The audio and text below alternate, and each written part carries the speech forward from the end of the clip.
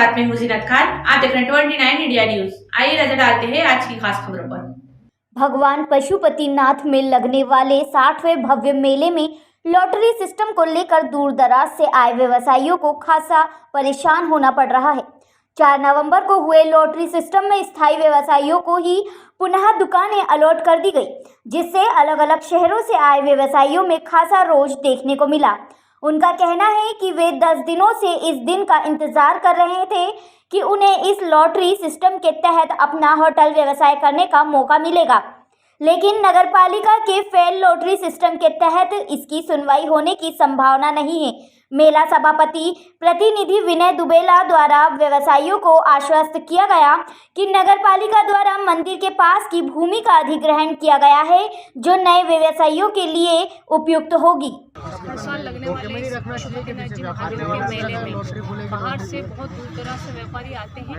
यकीनन 1900 फार्म इस बार नगरपालिका द्वारा वितरित किए गए हैं और जबकि कुल 600 साढ़े 600 दुकानें नगरपालिका द्वारा बनाई जानी है। मेरा सबसे बड़ी बात तो ये कहना है कि जिस तरीके से निम्हाड़ा में मेला लगता है उसमें अगर 600 दुकानें हैं तो 600 ही दुकानों के फार्म दिए जाने चाहिए। निश्चित तौर पे हम अगली बार इस तरीके की व्यवस्थाओं के लिए सुझाव देंगे कि अगर 600 दुकानें हैं तो 600 ही फार्म दिए जाएं, जिससे कि बाहर से जो व्यापारी आए हुए हैं वो परेशान नहीं हो। आज सुबह हमारी सीएमओ साहब से और मेला समिति जी के अध्यक्ष से चर्चा हुई है और उस चर्चा के बाद एक नया भूखंड जो बाहर से व्यापारी आए हैं जिनको कि भूखंड आवंटित नहीं हुए हैं उनके लिए एक नई व्यवस्था तैयार की जा रही है, जिससे कि बाहर से आए हुए व्यापारी उस स्थान पर अपनी दुकानों को लगा सकें।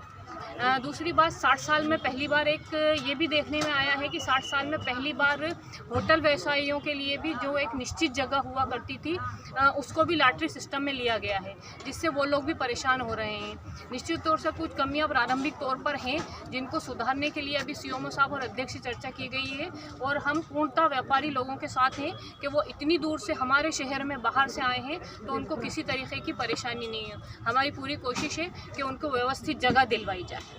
कल से भटक रहे लोग 4 तारीख का कहा गया फॉर्म जमा करने के लिए, तो क्या कहना है आपका? लॉटरी सिस्टम हुआ था, उस लॉटरी सिस्टम के तहत तो जैसा मैंने बताया कि 1900 फार्म में से 650 ही दुकानें दी गई हैं, तो यकीनन जो बाकी बचे हुए लोग हैं उनको अभी फंड आवंटित प्लाट नहीं हुए हैं।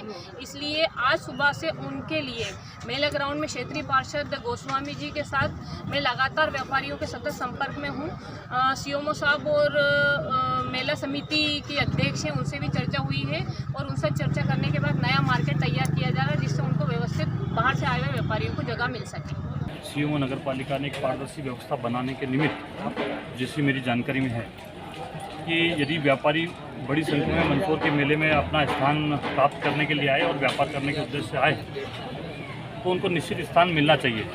यदि पारदर्शी व्यवस्था की ओर जाते हैं तो चूँकि जिसकी लॉटरी में निकलेगी उसी को स्थान मिल पाएगा, ऐसा मुझे वर्षों से इस मेले की परंपरा पता है और अन्य मेलों को भी कहीं ना कहीं ऐसी परंपरा होती है। इस बार जिनकी लॉटरी लगी उन्होंने अपना स्थान प्राप्त कर लिया, क्योंकि कोरोना काल के बाद का मेला है और मेरा सभापति जी और माननीय नगरपालिका अध्यक्ष जी और सारी परिषद के साथियों ने मिलकर और ये बताया था कि हम लोग सबको स्थान देने के लिए प्रयास कर रहे हैं।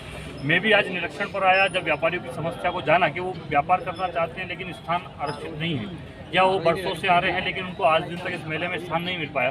तो हम सब लोग सामूहिक रूप से व्यापारियों के साथ चर्चा कर ये प्रयास कर रहे हैं और नगरपालिका अध्यक्ष पूरे उदार मन से ये भावना उनके प्रति उन्होंने व्यक्त की है कि उन सबको भी कहीं ना कहीं समाहित किया जाए। तो हमने एक नया मेला परिसर और सुंदर बनाकर उन व्यापारियों को भी देने का हम प्रयास कर रहे हैं, लेकिन व्यवस्था बनाने में व्यापारी, मेला समिति और पार्षद मिलकर और हमारे कर्मचारी अधिकारी मिलकर सब मिलकर संयुक्त रूप से बना सकते हैं। इसमें व्यापारियों के सहयोग बहुत अपेक्षित है। जिन लोगों ने अफवाह फैलाई उन लोगों को दंडित करने के लिए जैसे ही हमारे संज्ञान में आएगा उनको भी हम नगरपालिका अध्यक्ष जी और सीएमओ साहब के माध्यम से, मेला सभापति के माध्यम से और दंडित कराने का काम भी करेंगे। कुछ लोगों ने अपेक्षा लगाया कि यदि वो ऑप्शन में उनका प्लाट खुलने के बाद यदि बेचता है, यदि वो कोई व्यापारी प्रमाणिक रूप से शिकायत करने हमारे पास आएगा तो उसका नीलामी में जो प्लाट बोली नोटरी में निकला है वो निरस्त करेंगे, उसकी राशि राजसात करेंगे और उस पर प्रकरण दर्ज कराने के साथ ही उसको नए व्यक्ति को आरक्षित करने के लिए हम काम करेंगे। लेकिन यदि आप सब मिलकर और मंदसौर को इस मेले की भव्यता को और ऊंचाई देने के लिए सहयोग नहीं करेंगे तो ये संभव नहीं है कि हम लोग केवल और केवल बातचीत से हर चीज़ को या झगड़े से हर चीज़ को समाधान निकालें। हम सब मंदसौर के सारे प्रेस के साथियों से, मंदसौर की जनता जनार्दन से, मंदसौर के इस मेले में आने वाले व्यापारियों से भी आग्रह करते हैं कि बहुत अच्छा मेला लगने वाला है। पूरी नगरपालिका चाहती कि पारदर्शी व्यवस्था हो। मेरी सारे अधिकारी कर्मचारियों से भी चर्चा हुई। मैंने व्यक्तिगत रूप से एक सामाजिक कार्यकर्ता के नाते आग्रह किया कि जितने व्यापारी इस मंदसौर के मेले में आए हैं उनको यथा स्थान मिले और वो भी अपनी आजीविका चलाने में सक्षम हो और आगे बढ़ सकें। ऐसा प्रयास मंदसौर की नगरपालिका परिषद का, इसके लिए मैं उनका बहुत बहुत साधुवाद व्यक्त करता हूँ। जिस तरीके से कर्मचारी वगैरह व्यवस्था में लग रहे थे, इनका ये कहना था कि जो भी होटल व्यवसाय वाले हैं उनके आज फार्म लिए जाएंगे और फार्म के माध्यम से आज ही लागू निकाल कर उनको दुकानें दे दी जाएगी। लेकिन समिति द्वारा निर्णय चेंज किया गया या कर्मचारियों द्वारा चेंज किया गया, इसका हमें जानकारी कोई दे नहीं रहा। हमारा ये कहना है कि अगर मान लो कोई जानकारी या कोई नियम चेंज हुआ है या कोई परिवर्तन होता है तो उसका सूचना पत्र जारी करें, समाचार जारी करें, जिससे ये व्यापारी वगैरह है, जनता, इनको पता लग जाए कि ये चीज़ हो रही कल।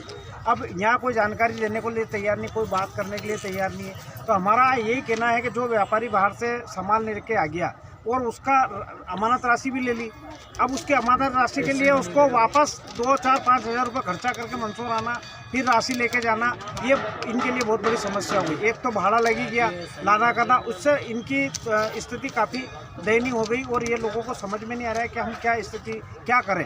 तो अभी नगर पालिका के सभापति जी से और कलेक्टर जी साहब से और विधायक जी से भी मेरी चर्चा हुई। कलेक्टर साहब ने ये कहा कि अगर मान लो कोई व्यापारी रहता है और उसको दुकान नहीं मिली तो अभी पास में जहाँ प्राइवेट मेला लगता था उस ज़मीन को कलेक्टर ने अपने अधिग्रहण में ले लिया है। उस भूमि को अभी जेसीबी चल के कब्जा हो रहा है और उसकी फसल को हटा के वहाँ पे दुकानें नगर पालिका देगी, उन व्यापारियों को देगी जो व्यापारी रह गए हैं और वास्तव में वो आते।